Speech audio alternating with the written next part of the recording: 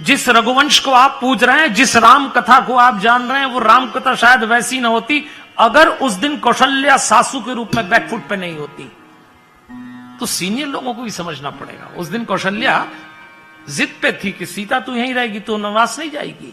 आप देखिए एक त्रिकोण रामचरितमानस में एक ट्रायंगल है, इधर सासू बैठी, इधर बहू, इधर बेटा। सासू जी ने कहा कि ये तो जा रहा है वन 14 साल, तू यहीं रह सीता। सीता जी थोड़ी देर पहले पति को कह चुकी थी मैं आपके साथ चलूंगी, मैं यहां नहीं रहूंगी। पति ने सीता से कहा था तू यहां रहे, माता पिता की सेवा कर। अब आप ये ट्रायंगल सब घर में होता है, सब घरों में। बेटे के सामने तो इतनी बड़ी प्रॉब्लम, बेटे को लगता है कि किसकी सुनूं, घरवाली की सुनो तो मां बोलेगी हमने 24 साल का किया, किसी काम का ही नहीं रहा, फेरे लगे और गया काम से।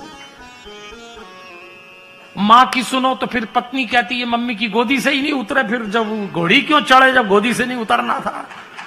ताली बजाना तो बजा लो, डर के रहो भैया आप। हाँ, आपकी तो बात कर ही नहीं रहा हूं मैं, यहां तो जितने चेहरे हैं हा क्या है, आपने तो ये प्रॉब्लम ही फेस नहीं करी। लेकिन तीनों पात्र से सीखना आप, और आपको अपने घर का मैनेजमेंट आ जाएगा। एक घटना आपको सिखा रही है। राम चुप हो गए। मैं आदमियों से कहता हूं ज्यादा बोल मत करा करो, बाहर करो ना, मॉर्निंग वॉक में कितना बोलते, बाहर बको, घर में चुप रहो। 2 औरतें बात करें बिल्कुल टांग मत फंसाना, मर जाओगे बताओ, बिल्कुल अरे वो उचकाएंगी भी औरतें, बोलो बोलो करो, हमारी तो जुबान ही चली गई। राम जी से सीखो, राम जी चुपचाप बैठ गए, कभी यही दोनों निपटेंगी। अब सीता से सीखिए, क्या बात थी, अपने पैर के नाखून से धरती खुरद रही।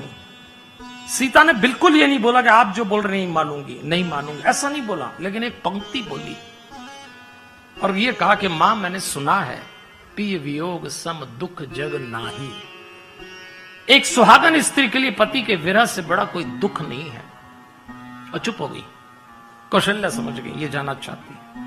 कौशल्या तुरंत बैकफुट पे आ गई और उन्होंने कहा ठीक है, ये जाना चाहती है तो ले जाना चाहता तो ले जा। अगर वही कौशल्या उस दिन अड़ गई होती, रुक यहां, हम बूढ़े हो गए, हमारी सेवा कर, तुम कहां, तो फिर क्या करते, फिर क्या करते। ये बात मैं नई पीढ़ी के लोगों को सुनाता। अच्छा, ये जो नई पीढ़ी के बच्चे हैं इतने टैलेंटेड हैं, इतने टैलेंटेड है कि आप समझाओ कुछ, समझते कुछ है। हम समझाते हैं कि सीता का त्याग देखो आप, सीता के त्याग में भी एक सीख है। ऐसा मैं बच्चों को सिखाता हूं तो एक नई पीढ़ी की बच्ची मुझको ही बोली, मैंने कहा सीता वनवास गई थी तो सीता के वनवास में भी एक सीख है। तो नई पीढ़ी की बच्ची हमसे कहती है और नहीं तो क्या, घर में 3 सास हो तो जंगल ही ठीक है। तो ऐसा होता है क्या? अरे ताली बजाना तो ठीक से बजाइए भैया, आपको क्या दिक्कत है? ऐसा होता नहीं है। लेकिन इस परिवार के एक त्रिकोण ने आपको एक बात समझा दी कि जीवन में आपकी जो भी भूमिका हो, भगवान का पल्ला पकड़ के रखना। कई सारे निर्णय वही लेता है, आप माथा पकड़ के बैठ जाओ तो भी वही निर्णय लेगा। इसलिए हमको भगवान का पल्ला पकड़ के रखना चाहिए। तो मैंने आपसे कहा यदि आप माता पिता हैं तो बच्चों के लालन पालन में सावधान रहें। यदि आप बच्चे हैं तो माता पिता के प्रति समर्पित रहें। और यदि आपका जीवन साथी जीवन में है, पति पत्नी है, तो फिर समझ से निपटाएं।